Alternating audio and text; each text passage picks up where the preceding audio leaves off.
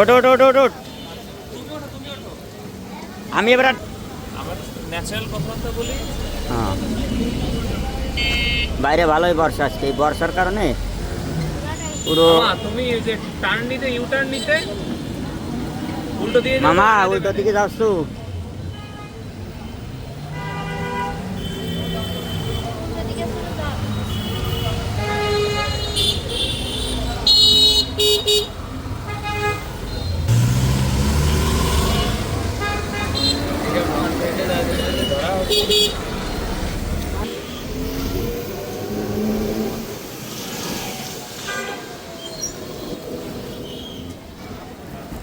এই যে ইজি বাইকে আস্তে আস্তে অবশেষে চলে আসলাম আমরা বারমিজ মার্কেটে। দেখতে পাচ্ছেন মার্কেটের বাইরের পাশ। এখন আমরা যে ভিতরে চলে আসলাম, এসেই খুব ভালো লাগছে।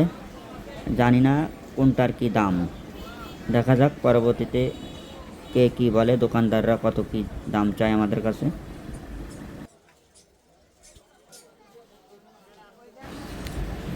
আমাদের মার্কেটের ভিতরে ঘোরাঘুরি চলছে। ওই যে লাবণ্যকে দেখা যাচ্ছে। এই যে আমরা এখন কি কিনবো বুঝতে পারতেছি না, চারিপাশে শুধু জিনিসপত্র আর জিনিসপত্র, কোনটা রেখে কোনটা কিনি।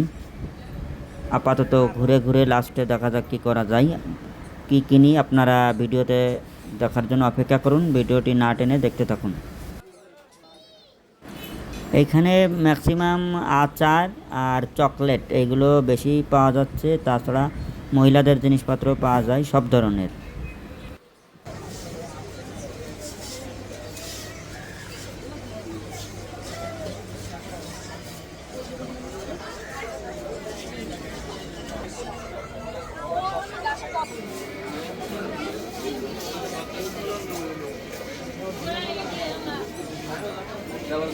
কি দেখতেছিস?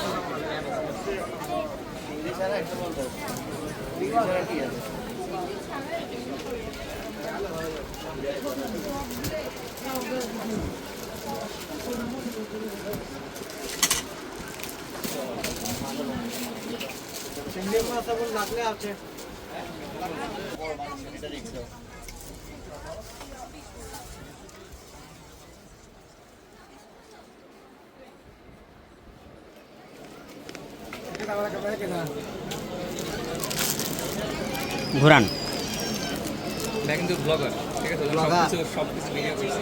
চিংড়ি তুলে দিয়ে কিছুটা মশলাদার চানাচুর টাইপের ফ্লেভার, তাই না? কত করে দাম?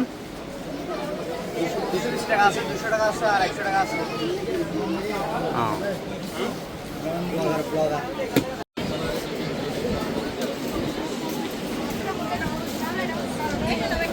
হ্যাঁ,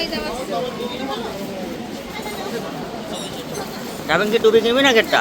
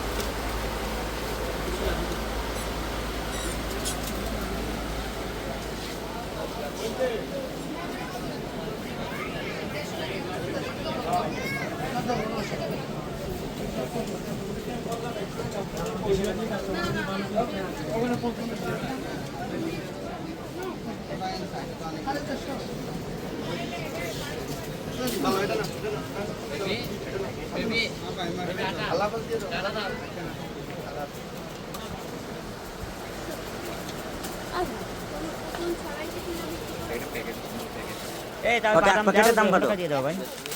কেন? দাও দাও, 150 টাকা দাও আমার শোনা ভাই। তাই? আর এটা কত পারবে? এটা কত পারবে? এটা হ্যাঁ 230। এই একটা 150 টাকা পারবো না, এটা 150 টাকা পারবো। তবে এত দাম কেন ভাই? এত দাম হলে আমরা কীভাবে কিনবো ভাই রে ভাই? কী দাম? দাম কম দিয়ে কিনছেন প্রথমে, যেরকম আবার ধরা খাবেন না। এর ভিতরে কিন্তু ছোট ছোট মিনি চকলেট কম দিয়ে হ্যাঁ পাই যে দুইটা আপনি কি লাভ হুম